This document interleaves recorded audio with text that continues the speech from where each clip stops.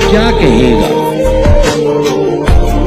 कभी मिलने भी अगर आएगा वो, अब वफादारी की कसमें तो नहीं खाएगा वो।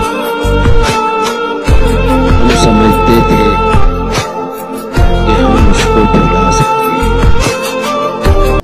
हम समझते थे कि हम उसको भुला सकते हैं, वो समझता था हमें भूल नहीं पाएगा।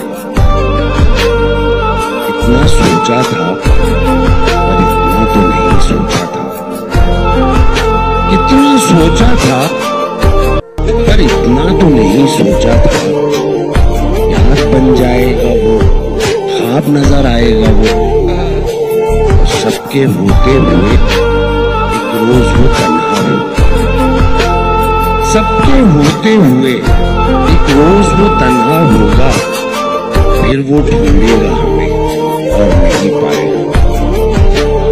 और इत्तेफाकन कभी सामने आया अजमल, इत्तेफाकन जो कभी सामने आया अजमल, अब वो तन्हा तो न होगा जो ठहर जाएगा।